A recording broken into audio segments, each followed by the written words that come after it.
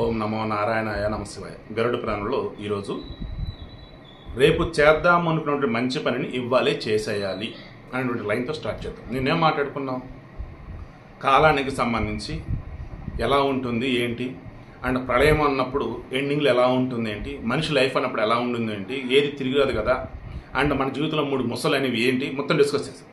So continuation. రేపు చేద్దాం అనుకున్నటువంటి మంచి పని ఇవ్వాలే చేశాను.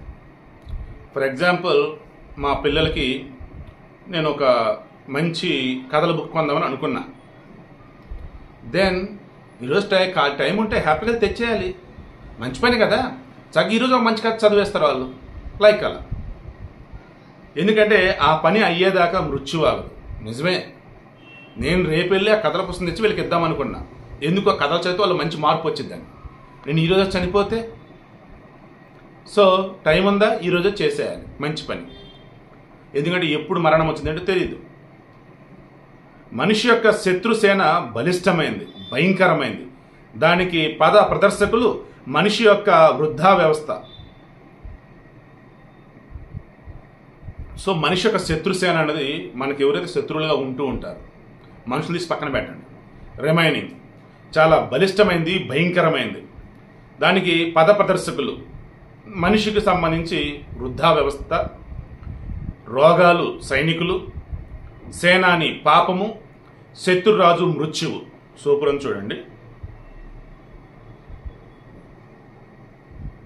ముందుగా మనకి ఇక్కడ దానికి పద ప్రదర్శకులు అన్నారు.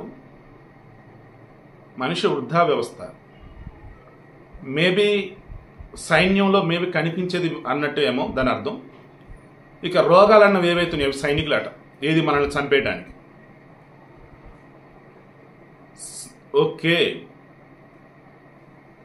పద ప్రదర్శకులు అన్నప్పుడు మేబీ శత్రు సైన్యంలో మెయిన్ పర్సన్ అన్నట్టుగా అనుకుంటున్నాను నేను. వృద్ధా వ్యవస్థ, అది వృద్ధ వ్యవస్థ.